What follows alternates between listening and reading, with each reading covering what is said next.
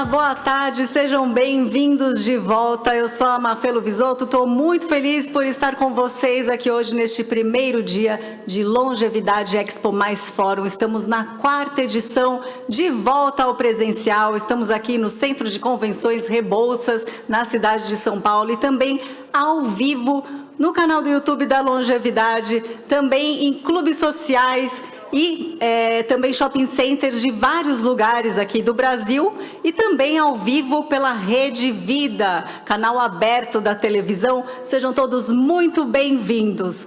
Bom, a gente abre agora mais um bloco de palestras aqui do nosso evento e a gente vai falar sobre o tema: cheguei aos 60 anos, e agora? Vamos descobrir o propósito de vida?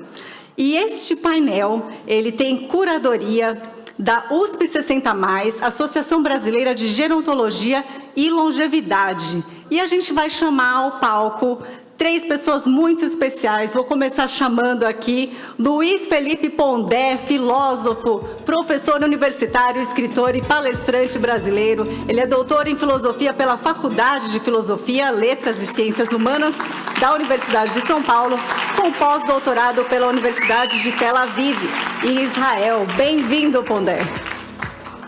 Também aqui com a gente, Maria Célia de Abreu, que é mestre e doutora em Psicologia da Educação, é psicoterapeuta, atendeu em clínica particular por quase 30 anos.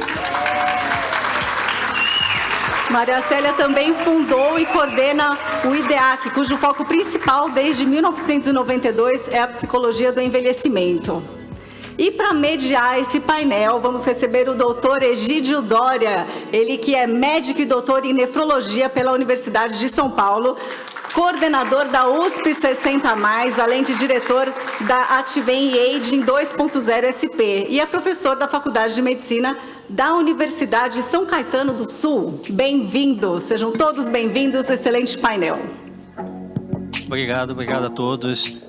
Boa noite a todas, a todos e a todos. Gostaria de agradecer a Longevidade Expo Fórum pelo convite para estar aqui hoje com vocês e, obviamente, agradecer aos meus 2 ilustres convidados, Maria Célia e Luiz Felipe Pondé. Muito obrigado, sei da agenda super corrida de vocês. É uma honra ter vocês 2 comigo hoje aqui e com todos nós. Então, o tema é propósito. E, coincidentemente, nesse final de semana, nós estávamos no evento do Ideaton Silver. E na saída do Ideaton Silver, 2 dos participantes, todos 60+, perguntaram a uma outra, que tem 92 anos, qual era o segredo da longevidade dela. E ela prontamente respondeu: ter propósitos. E sempre que nós falamos sobre o envelhecimento, como envelhecer de uma forma saudável, nós falamos sobre alguns capitais. O capital saúde, o capital financeiro, o capital social, mas falamos sobretudo também de ter propósitos. E mais recentemente, quando descreveu-se as zonas azuis, regiões onde tem uma proporção maior de pessoas mais longevas, vários aspectos foram similares, como hábitos de vida, socialização e também ter propósitos. Então nós estamos aqui hoje para discutir propósitos. E aí vai ser um bate-papo, eu vou fazer algumas perguntas para os meus 2 convidados.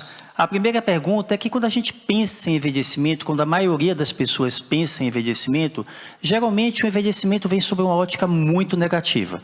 Nós pensamos em perda da nossa funcionalidade, dependência, demência, doença, morte, improdutividade. Já a juventude, quando é pensada, ela é pensada sempre sob uma ótica positiva. É a beleza, é a criatividade, é a inteligência. E Luiz, em um artigo recente publicado nesse final de semana, coincidentemente, ele não teve a ideia de publicar por causa da Longevidade Expo Fórum, ele falou que existiriam 2 formas de envelhecer atualmente: a hipocondríaca, com obsessão por procedimentos médicos, e a do retardo mental, na busca histérica por comportamentos que mimetizam a juventude perdida. Cita que a nossa espécie não foi adaptada para viver tanto e que, portanto, a tristeza, tédio e inatividade seriam quadros comuns. Quando eu li esse artigo, eu pensei que muitos dos aspectos citados acima pareciam refletir, na realidade, a visão da sociedade e da cultura sobre o envelhecimento e a falta de oportunidades oferecidas. e não a consequência do envelhecimento per se. Vocês dois acreditam que essa percepção pode afetar os adultos mais velhos de terem propósitos? Primeiras damas. Primeiras damas, obrigada. Boa tarde a todos. Muito obrigada por essa oportunidade de estar falando do meu tema predileto, que é envelhecimento. Sabe, quando você disse que nós associamos velhice com termos depreciativos e juventude com termos para cima, é uma coisa assim que eu acho que está muito errada. Eu gostaria de quebrar esse elo dessa associação. Eu acho que isso é extremamente preconceituoso. Eu gosto, por exemplo, muitas vezes de me apresentar e dizer assim, eu sou uma mulher velha. Aí muita gente fala, não, você não é velha, não fala que você é velha. Como é que eu não sou velha? Eu tenho 78 anos, eu sou o quê? Velha. Mas eu estou a par das notícias, eu venho aqui fazer palestra, eu escrevo livro, eu dou aula,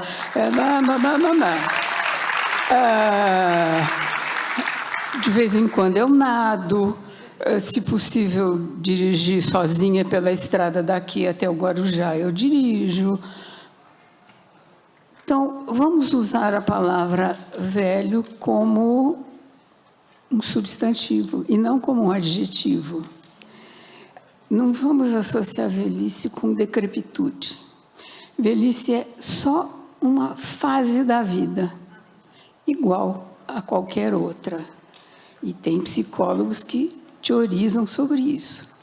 Mas isso é que me chamou a atenção na sua fala. Sabe, eu protesto veementemente de ser uma velha decrépita. Eu sou uma velha que vivo no limite do que eu posso viver. Acho que isto que é que faz sentido para a vida. E um dia isso vai acabar. Mas quando acabar, que tenha acabado assim, esgotando as possibilidades. E não assim, na hora de acabar, você fala, meu Deus, por que eu não fiz aquilo, aquele outro? Não, acabou, ótimo, vamos encerrar esse assunto, vamos para adiante. Ou não. Mas aí depende de cada um, né? Mas a gente tem que viver plenamente. E ter propósitos, para mim, é a mesma coisa que viver plenamente. Não dá para viver sem ter propósitos. Falei demais já, né? Não, nunca. Estou preocupada um pouquinho com o tempo. Bom, boa tarde, eu agradeço o convite do Egídio e todos para estar aqui, é um prazer.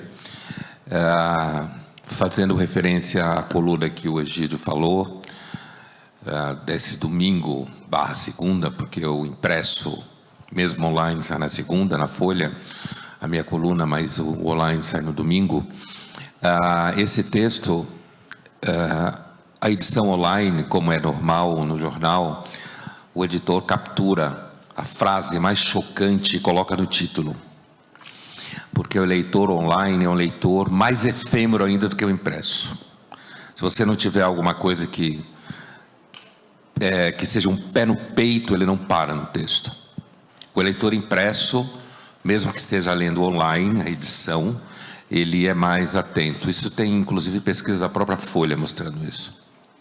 E é interessante, Gílio, porque, na realidade, o texto, e normalmente muita gente só lê o título e uma frase, o texto, na verdade, o texto impresso original, na realidade, falava do que eu chamo no texto de envelhecimento estoico, né?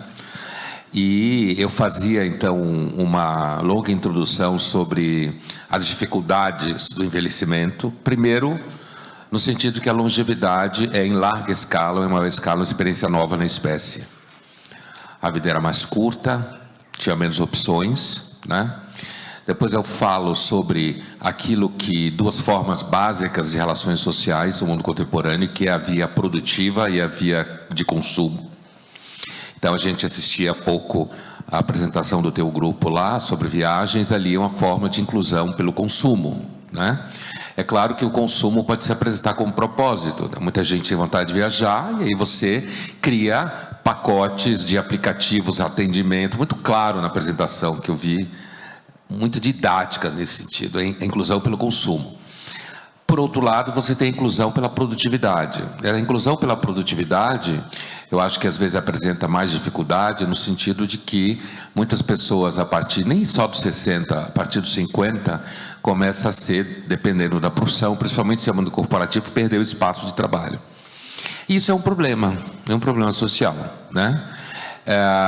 Tem pessoas que, eu, por exemplo, estou com 63 anos, passei desde jovem uma vida que, para mim, o propósito de ter um trabalho que me desse prazer foi uma coisa que me apareceu como importante, porque eu estava lá pelos 25 anos, e continua sendo a mesma coisa até hoje. Então é muito fácil, porque o meu trabalho é o meu propósito, no meu dia a dia. E a sociedade contemporânea, ela é muito marcada ou por consumo ou por produtividade. E aí, me parece que nesses dois territórios existem problemas e existe uma imagem social que oferece à pessoa mais velha, ou ela tem que parecer que é jovem o tempo inteiro, ela tem que fingir que ama as coisas que os jovens amam, ela tem que fingir que ela continua querendo o tempo inteiro aquilo que são clichês da juventude, porque senão você não está vivo.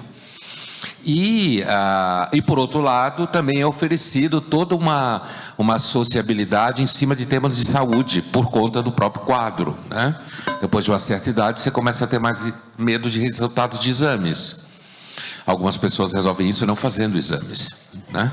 Agora, quando você é mais jovem, fazer exame é uma coisa meio besta. O resultado normalmente não necessariamente traz algum problema. E aí eu dizia que o que eu chamava de envelhecimento estoico, por causa da escola filosófica estoica, eu falava que faz parte da experiência do envelhecimento você começar a valorizar coisas que de repente você não valorizava antes, né? O mundo é muito barulhento, às vezes o envelhecimento traz um gosto por silêncio, por espaços não tão cheios, traz gosto por você ter experiências estéticas contemplativas, né? E que isso me parece uma coisa difícil. Por quê? Porque muitas vezes as pessoas vão avançando na idade e eu acho que isso é parte do preconceito. As pessoas avançam na idade e elas são obrigadas, por exemplo, a dizer que continuam gostando de coisas de pessoas de 20 anos, de 25 anos. Então você tem como que uma régua que você não pode repousar na experiência de vida que você tem, ou nos gostos que você começa a ter, porque senão você fica parecendo, então você está querendo morrer, você não está mais usufruindo a vida. Então, a intenção, eu acho que isso é um tema da longevidade, acho que a gente ainda é uma experiência nova, então por isso que eu falava da experiência do tédio, muitas vezes de depressão, porque são quadros clínicos conhecidos, né? E que não há dúvida que o viés do consumo é um dos viéses de inclusão, inclusive o combate ao preconceito, o ageismo e o idadismo no consumo, e do ponto de vista da produção e do trabalho, salvo algumas profissões. Acho que por exemplo, no ensino, para terminar, é muito comum muitos pais falarem que querem que na universidade os professores tenham uma idade parecida com a dos filhos. Por quê? Porque acham que tem a mesma cabeça. Essa frase é uma cabeça mais jovem, olha a frase, uma cabeça mais jovem, significa que uma pessoa que não é jovem, ela quase não tem cabeça. Ou ela não tem nada para oferecer do ponto de vista da cabeça. E acho que essa é uma apresentação do preconceito de uma forma que ainda está mais escondida. Certamente. E é interessante o que você falou, porque quando se fala na questão das escolhas e o que nós passamos a priorizar quando nós começamos a envelhecer, a pesquisadora Laura Carstensen, que é a fundadora e diretora do Stanford Center for Longevity, ela elaborou o conceito de seletividade emocional. E isso da seletividade emocional é mostrado nos poemas do Mário de Andrade, chamado Minha Alma Está em Brisa. O Mário de Andrade ele colocou que não tenho mais tempo para apoiar pessoas absurdas, que apesar da idade cronológica não cresceram. Ou meu tempo é muito curto para discutir títulos. eu quero a essência. Minha alma está com pressa. Então, essa questão da brevitude faz com que você comece a valorizar aspectos que antes você não valorizava.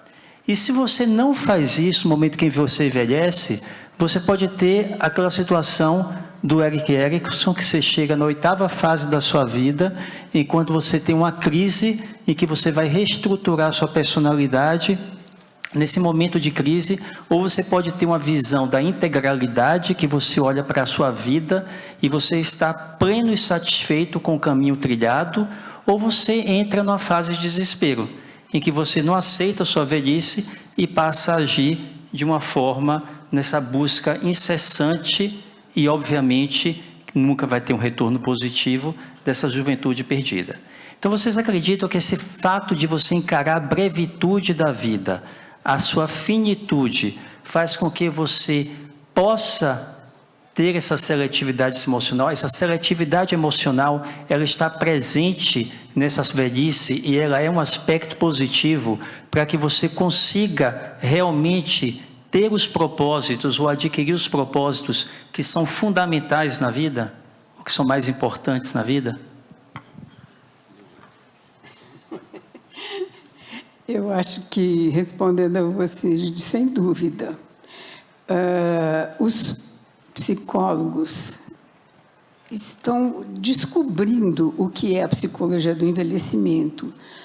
O interesse pela psicologia do envelhecimento para uma ciência é extremamente recente. Se começou a estudar um pouco mais, a conhecer mais a infância.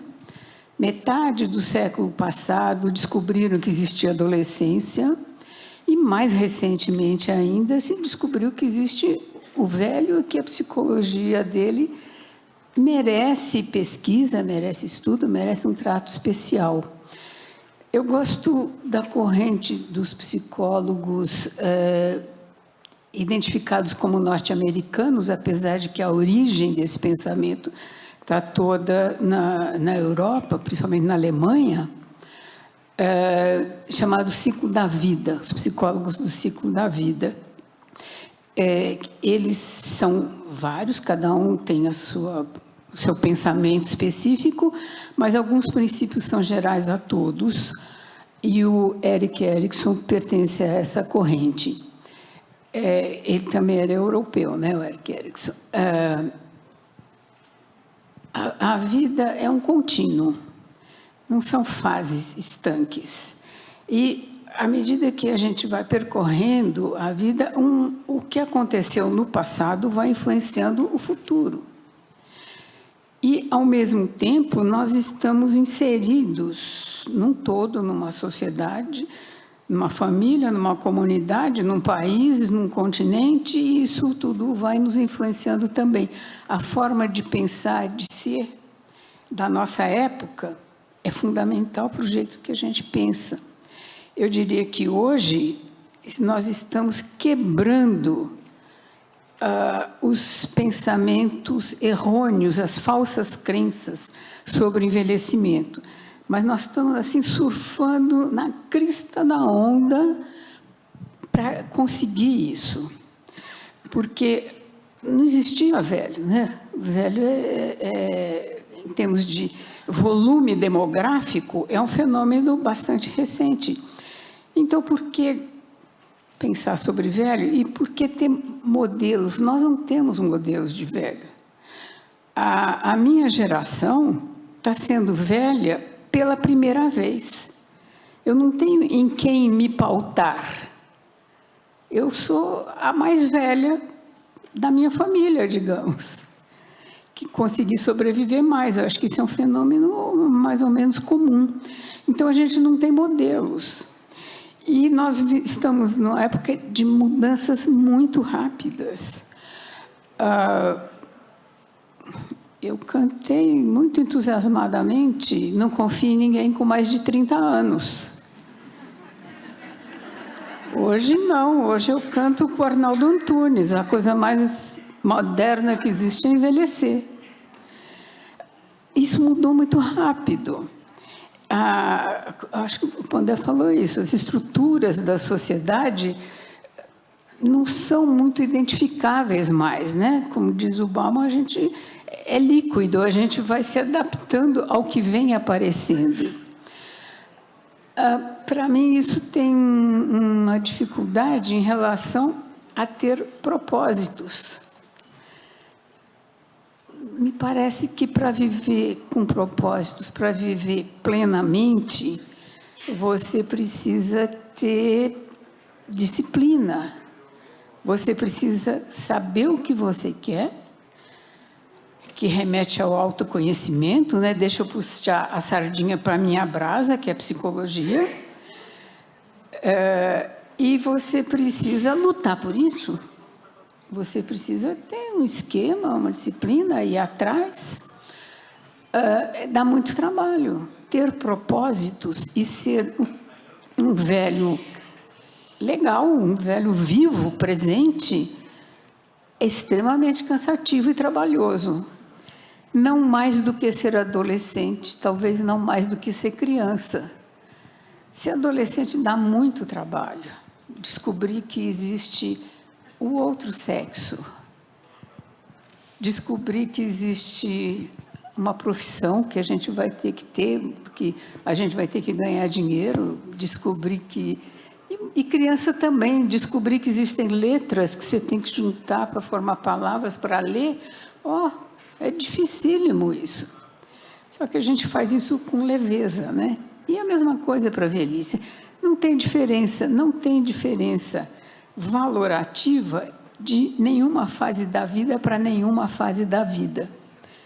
Mas nós que acreditamos nisso, temos que lutar por isso, temos que lutar para fazer essa ideia vigorar, porque ela não vigora em uma certa parte da sociedade, talvez na maior parte. Quem está aqui é minoria. Quem está aqui está na frente, está pensando na frente, está pensando de um jeito mais moderno do que a maioria da população.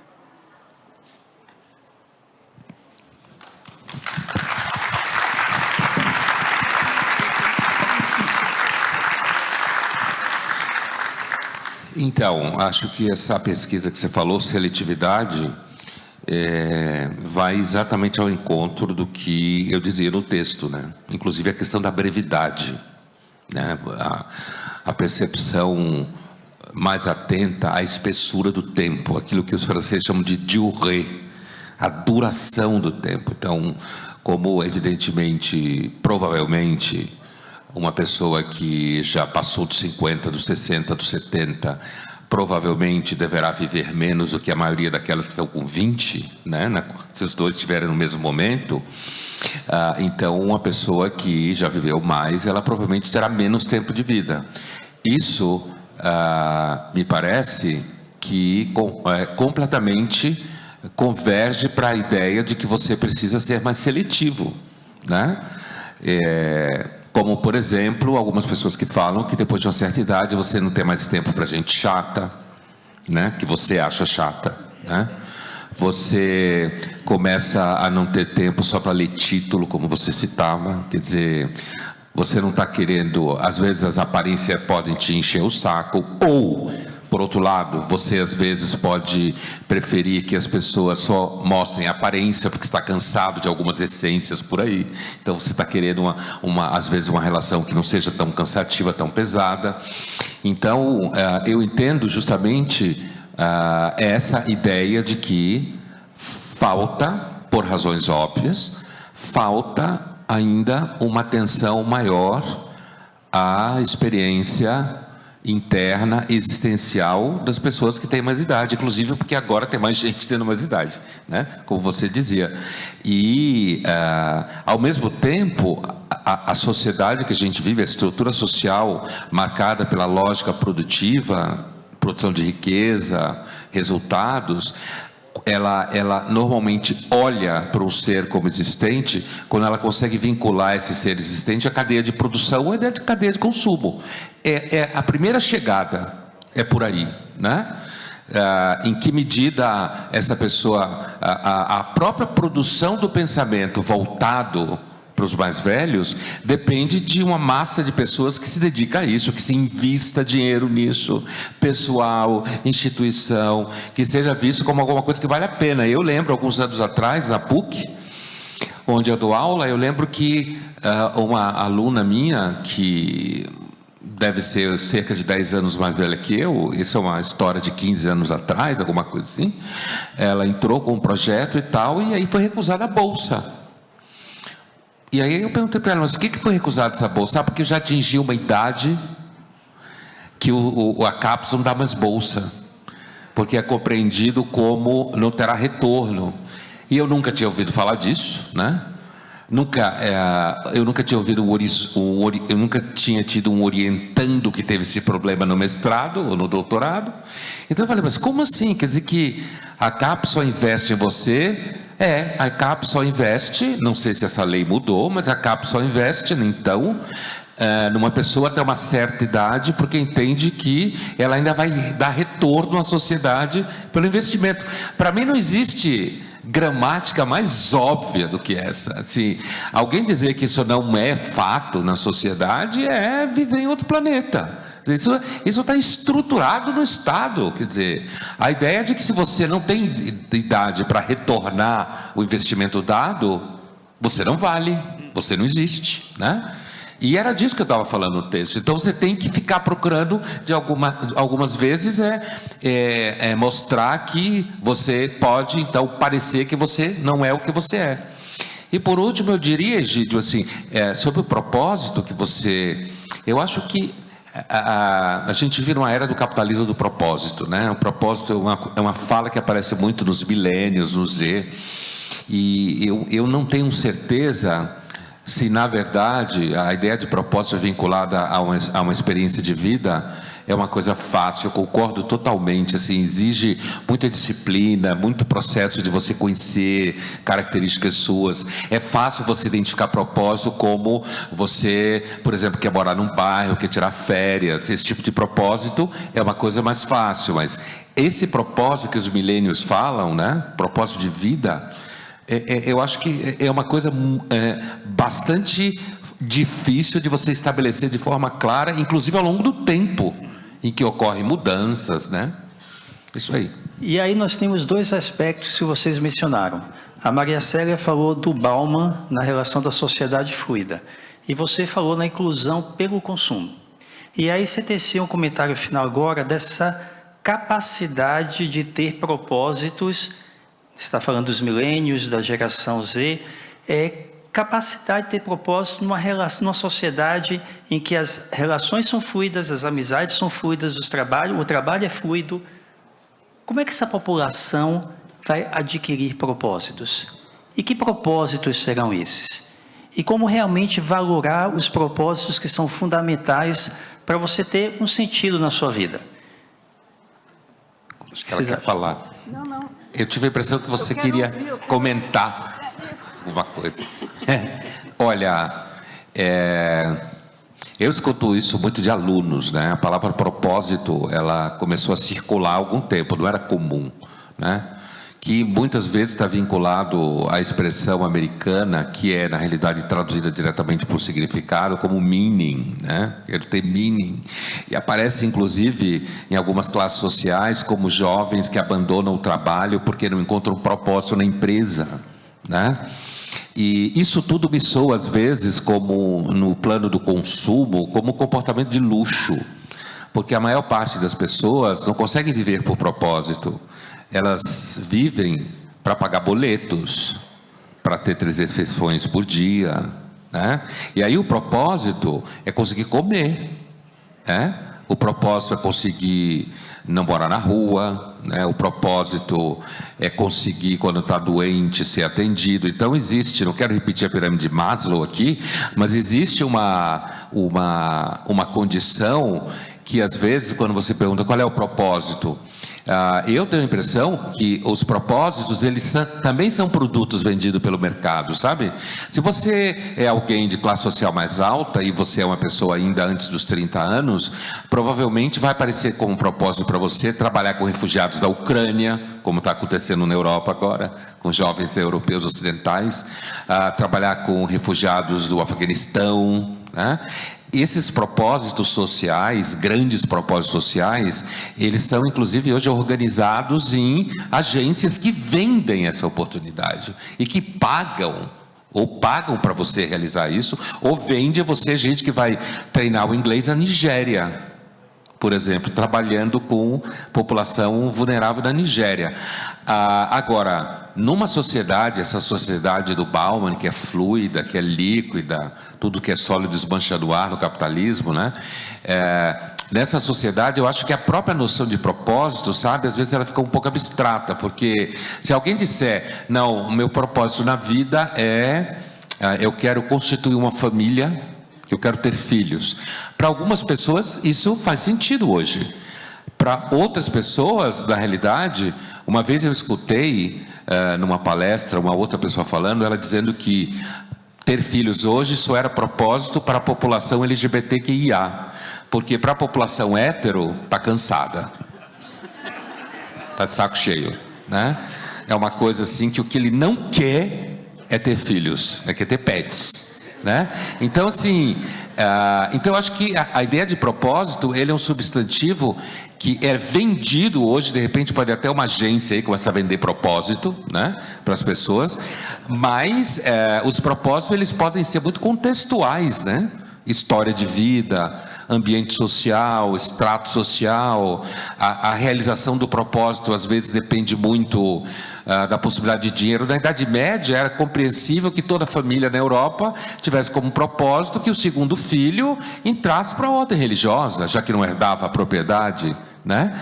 Então, não me parece que a palavra propósito seja tão evidente. Hoje, no mundo líquido que a gente vive, me parece que a ideia de propósito o que é o propósito? É ter propósito. Agora, se eu perguntar qual é seu propósito, ainda será, eu quero trabalho, eu quero um trabalho que me deixe feliz, eu quero ter uma condição de vida segura, eu quero que tenha menos crime, e daqui a pouco você vai parar world peace, sabe? Eu quero a paz mundial. Então, ao mesmo tempo, eu não tenho nenhuma dúvida que o propósito na vida, uma vida com significado, é fundamental na saúde. Não tenho nenhuma dúvida disso. Seja saúde física, seja saúde mental. Então, o que eu estou dizendo não é que o tema do propósito ele não é essencial. O que eu estou dizendo é que, como é típico do mercado e do marketing, ele facilmente é triturado na máquina e às vezes fica parecendo que ele é banal, que ele não importa, é porque ele é difícil. Como ela dizia. Eu estou achando sensacional o que você está dizendo. Obrigado. Porque, de fato, existe o propósito que é assim, é bacana, está na moda, todo mundo está fazendo, eu vou fazer também, porque eu vou ser valorizado por isso, porque eu vou pertencer a um grupo por fazer isso. Mas eu acho que tem que pensar no que é para você, como você diz, tem uma forma mais profunda, né? O Viktor Frankl diz que você tem que se perguntar em que eu sou bom, em que fila que eu entrei no céu, o que Papai do Céu me deu de melhor. E isto, ele não me deu de melhor à toa, ele me deu de melhor para eu poder devolver para a sociedade isso. Então, se é nisso que eu sou boa, é isso que eu vou poder dar para os outros. E isso seria um propósito mais profundo e que não necessariamente tem a ver com o que está na moda. E aí, muito bem, porque nós estamos quase encerrando, 4 minutos. E aí nós temos 2 aspectos que vocês tocaram que são muito importantes. Em relação a essa questão de propósito, falando de novo no Viktor Frankl, o Viktor Frankl mostrou que, a partir do sofrimento, você adquire propósitos. Ele foi um cara que viveu no campo de concentração nazista. E existem algumas pesquisas norte-americanas que mostram que aqueles grupos Obviamente, passando essa questão das necessidades básicas da pirâmide que você falou, grupos de minoria norte-americanas, mais reprimidas, negros, latinos, são indivíduos que acabam tendo mais propósitos do que os brancos, porque no propósito você adquire esperança de viver, né? Então, o propósito, ele advém dessas situações de adversidade. Ele surge nessas situações de adversidade. E aí tem a questão do autoconhecimento, né? E aí, obviamente, à medida que a gente vive, teoricamente, nós teremos mais tempo de nos autoconhecer, né? Porque ao se autoconhecer, realmente você determina quais são os seus propósitos mais importantes. Entra aí a questão do legado, né? O que eu quero deixar de legado. Então, vocês acreditam e que conselhos vocês dariam para nós, todos nós, que vivemos nessa sociedade fluida e cada vez mais midiática, em que os nossos propósitos são determinados por outros e não por nós mesmos? Que conselhos vocês dariam para que a gente conseguisse determinar quais são os nossos verdadeiros propósitos, ter o rigor de seguir esses propósitos, né? E conseguir, mesmo vivendo numa sociedade líquida, deixar um legado? Conselho nenhum.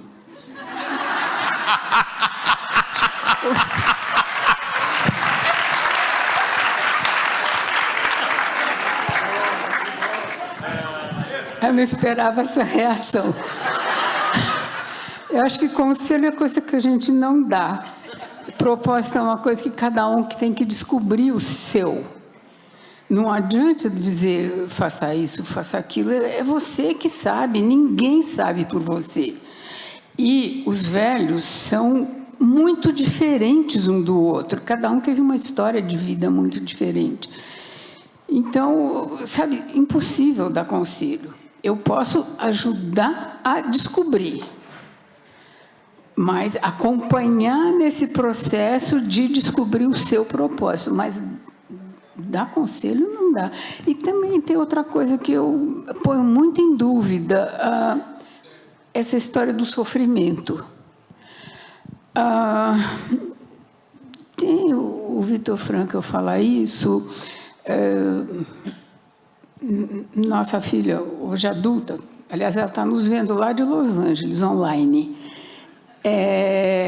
Quando ela era pequenininha, estava fazendo catecismo, somos católicos, ela disse, mãe, não quero ser santa.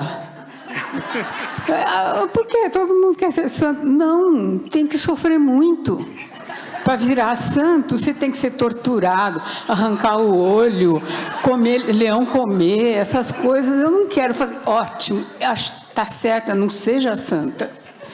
Acho que o sofrimento existe, ele é inerente à natureza humana. Só não faça força para ficar prestando atenção nele. Ele existe. Tá bom, vamos ver o que a gente pode fazer com ele. Vamos focar na parte sem sofrimento. Luiz? Olha, para encerrar, né, nosso tempo acabou, eu diria o seguinte, eu concordo inteiramente com essa questão, a dificuldade da gente conseguir dar conselhos. Agora, eu diria, de um ponto de vista, olhando num macro cenário social, algumas coisas que são essenciais, me parece, hoje em dia, eu citei há pouco, que é o tema do marketing, né? Sabe, Egídio, eu acho que hoje a gente vive num mundo em que quase tudo vira marketing. E o marketing, ele visa vendas. E tudo bem, tem que se vender coisas. Mas, do ponto de vista da percepção da realidade, e de você, por exemplo, querer saber um pouco qual é a tua história, o que você gostaria de fazer, o que dá sentido para você, você tem que tomar muito cuidado com as modas de comportamento, né? Com aquilo que se vende para você. Acho que isso afeta os jovens, os adultos, os idosos e todo mundo, igualmente. Você tomar cuidado para que você não acabe passando a sua vida inteira simplesmente querer ser igual ao que acha que você quer. Agora, eu encerraria dizendo uma coisa que eu acho que, do ponto de vista do envelhecimento, é fundamental. Me parece que, às vezes, é fundamental, a partir de uma certa idade, você aprender a dizer não, certo?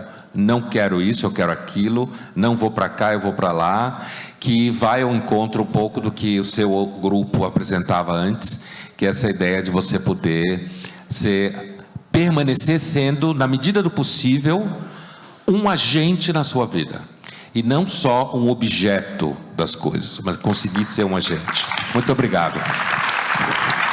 Muito obrigado, Maria Célia. Obrigado, Luiz. Foi um prazer ter vocês dois aqui. E obrigado pela participação de todos vocês. Muito bom. Muito obrigada, Egídio. Sabe quando a gente assiste um filme que a gente fica pensando nele ainda por semanas? Acho que foi o caso, né, desse painel de agora.